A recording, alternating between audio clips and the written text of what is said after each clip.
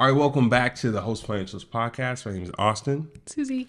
And we are wrapping up. We're on episode 16, and we're wrapping up our client funding journey, or I guess you can call them client case studies.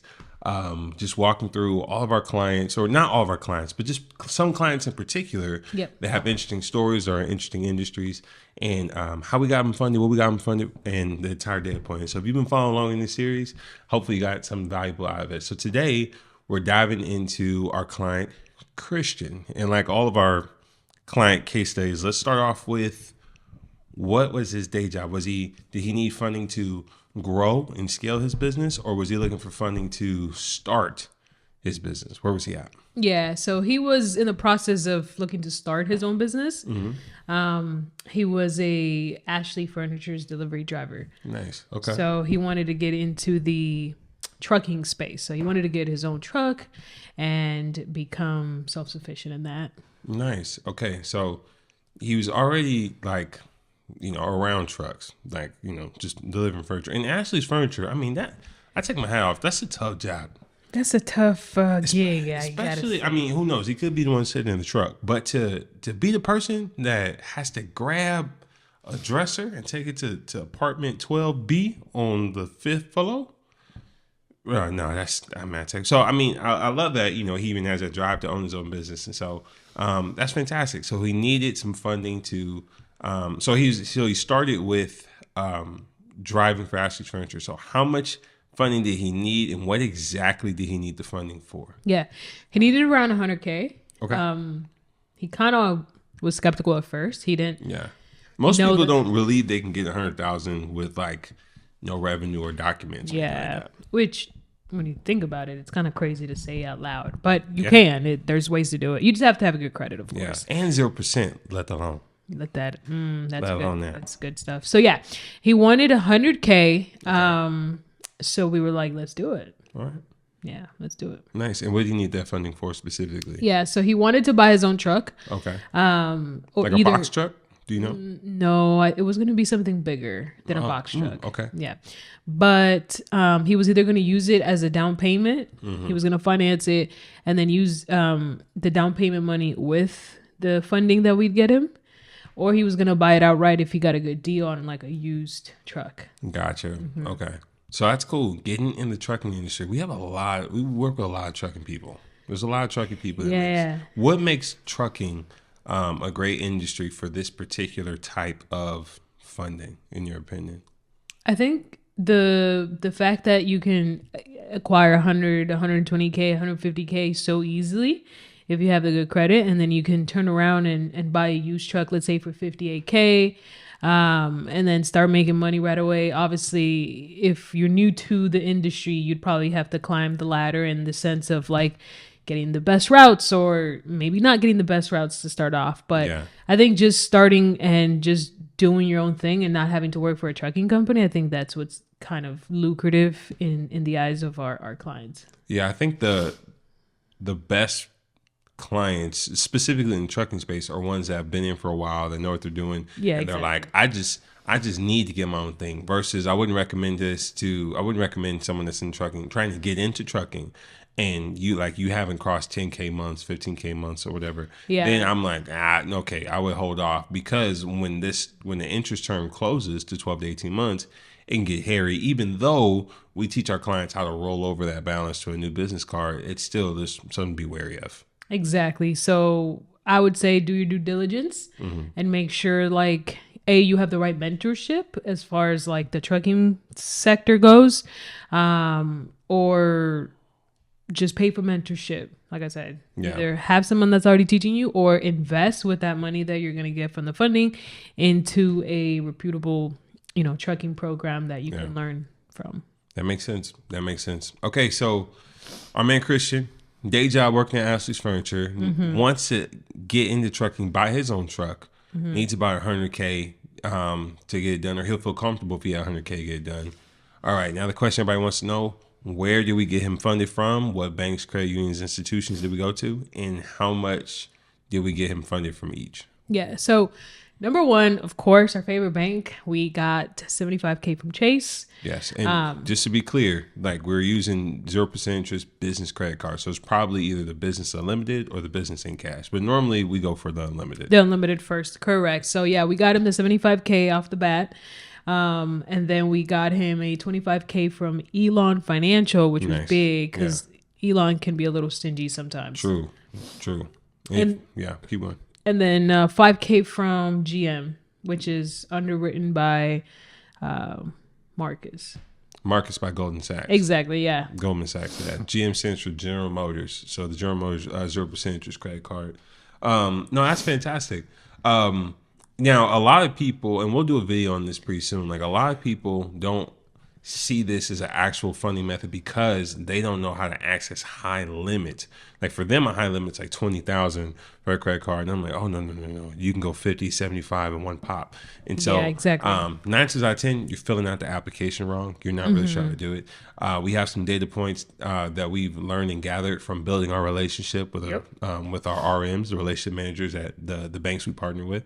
But that's just something to realize. Like this is a thing and this does work. So that's fantastic. Okay, so 75K from Chase, probably the unlimited product. 25K from Elon Financial, who are a lot of banks outsource their underwriting to them, right? Exactly, yeah. So some of the like lower tiered credit unions or some of the regional banks that you might encounter in some states, they'll outsource it to Elon Financial, and then Elon will handle all of the underwriting for them. Nice.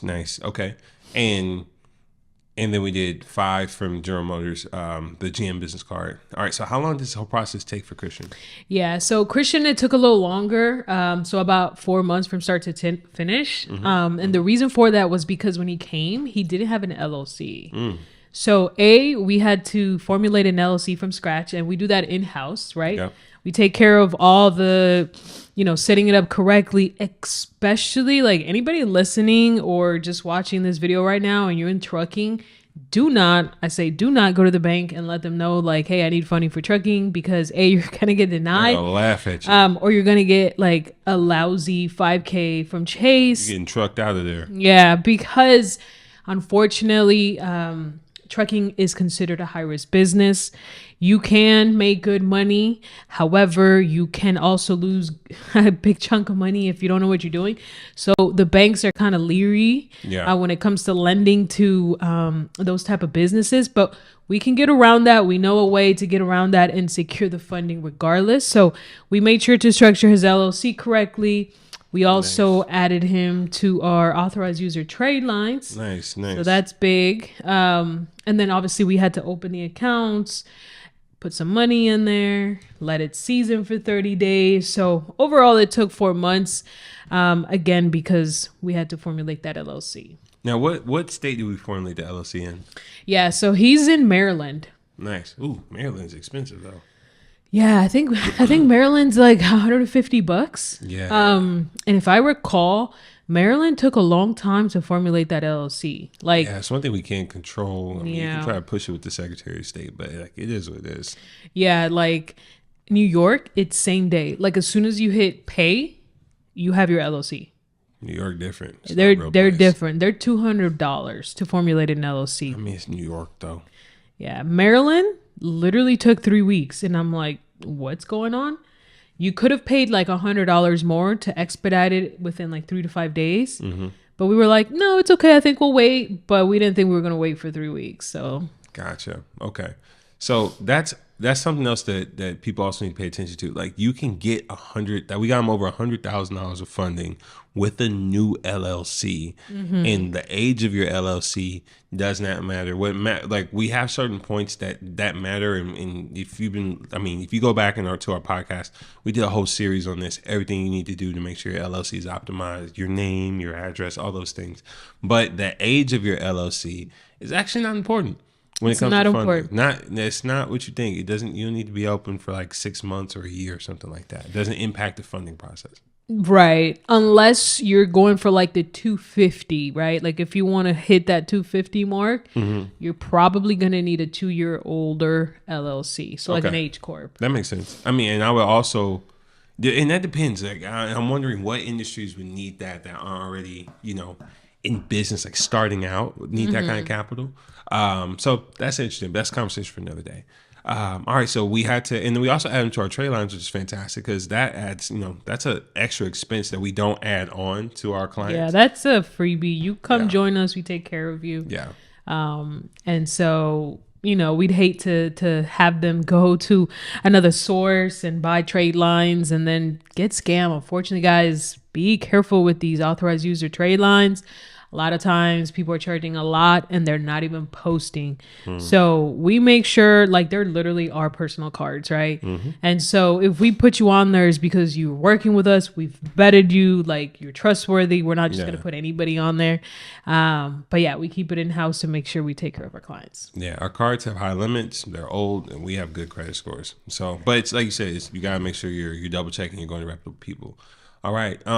Anything interesting or unique about Christian, just the funny journey, how we met him, or anything like that? Yeah. So Christian actually found us on TikTok. Nice. Back when we were going live on TikTok. We were going hard on lives. I think like every Wednesday or something. Every Wednesday we were going hard on live. So he happened to be on there one time and he was just kind of silent in the background. And then after we ended the live, we saw that someone had booked a call with us.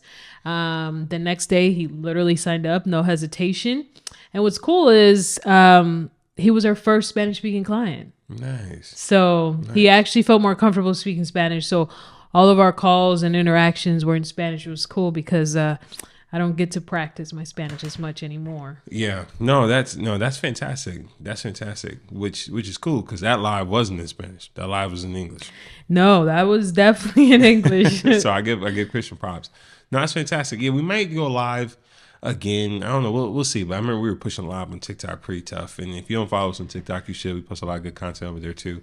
No, that's fantastic. That's super, super cool. So I love it. So we were able to get Chris. So was he able to get his truck? Yeah, absolutely.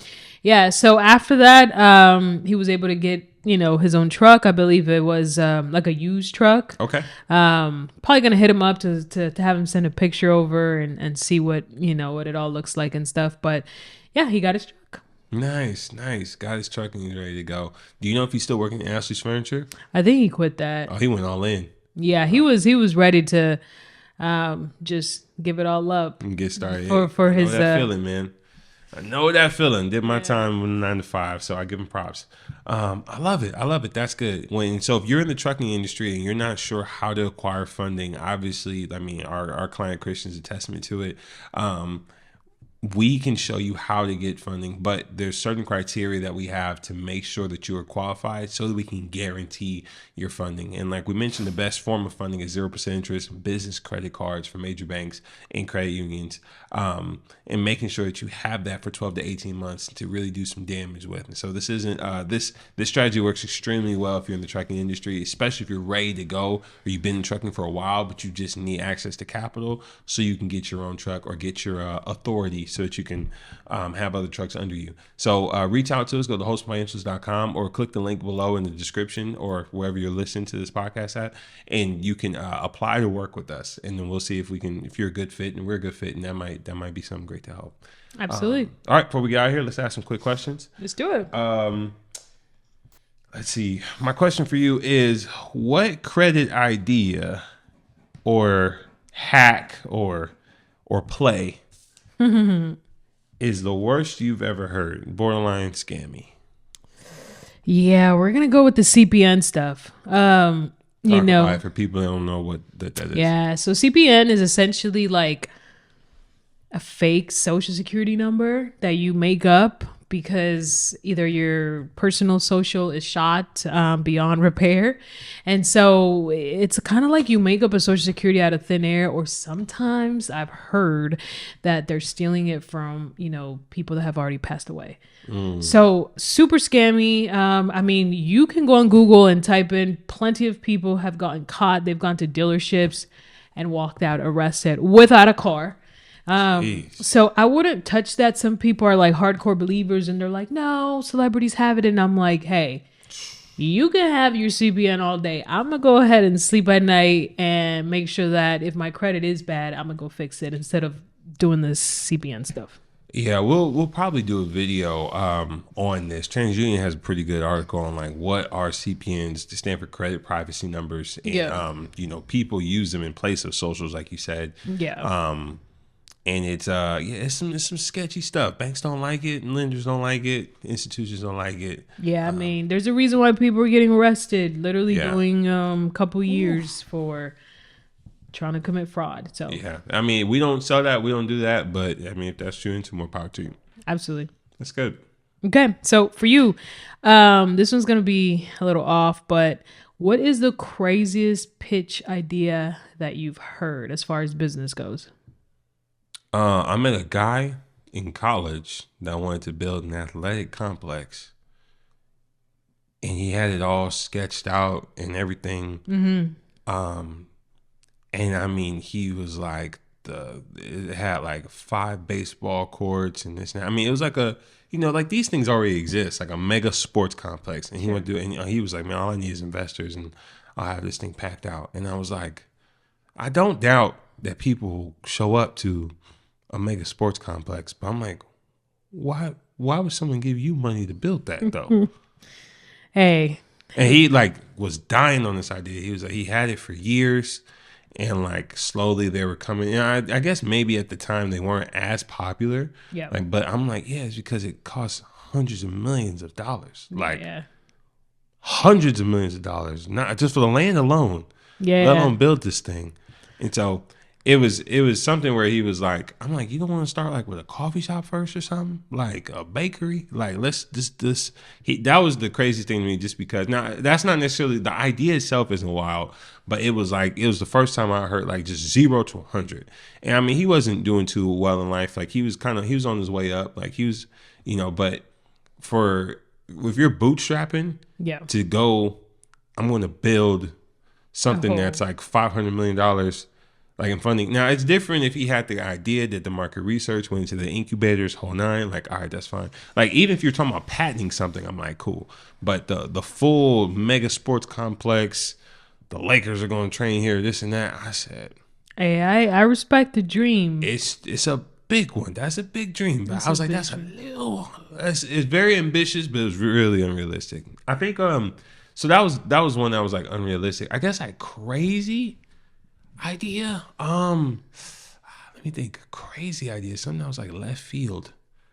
I can't think of anything that I heard that I was like, man, that's stupid. Yeah. I can't think of anything. If I do, I'll let y'all know. I'll put it in our Discord.